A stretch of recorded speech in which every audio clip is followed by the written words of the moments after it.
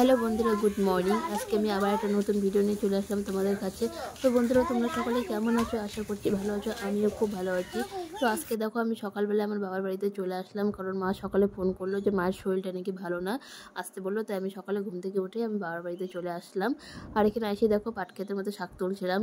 জিতু যায় আগে ওর দাদাকে খুঁজতেছিল, কারণ ও দাদা বাড়িতে ছিল না। আর দাদা বাড়িতে থাকলেও যা খুশি তাই করতে পারে, ওকে কেউ বকা দেওয়া থাকে না, কেউ বকা দিতে পারে না। এর জন্য ওকে যায় দাদাকে খুঁজতেছিল। আর এদিকে আমি সোজা রান্না করে চলে গেলাম রান্না করার জন্য। তো এখন আমি এদিকে রান্না করছিলাম। আর দেখো, আমাদের গাছে কত বড় বড় আম হয়েছে। এখানে আমগুলো আমার বাবা এসে আমগুলো পারলো।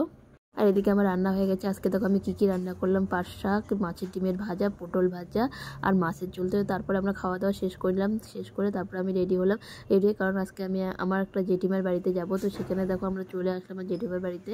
তো এখানে আমি একটা জিনিস আনার জন্য যাব, যেটা হচ্ছে আমার ছেলের জন্য। জিতুর জন্য হারমোনিয়াম আনতে গেছিলাম। এই হারমোনিয়ামটা আমার বৌদির।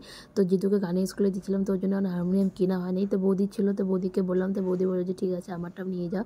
এই জন্য বৌদিরটাই নিয়ে আসলাম। তো এখন আসে দেখি জিতু এখন ঘুমাচ্ছে, ঘুম থেকে ওঠে নেই। তারপরে দেখো আমার মা কতগুলো আম মাখা করছে। তো বসে বসে আমরা আগে আমগুলো খেলাম। তো জিতু ঘুম থেকে উঠে হারমোনিয়ামটা দেখে তো খুব খুশি হয়ে গেছে। তারপর দেখো রাত্রেবেলা আমি রুটি বানালাম, রুটি বানাই আবার রাত্রে খাওয়া দাওয়া করে তারপরে আমরা বাড়ি আসলাম। তো বন্ধুরা, আজকের ভিডিওটা এই পর্যন্তই। টাটা। ভালো লাগলে প্লিজ লাইক, কমেন্ট আর শেয়ার করে দিও।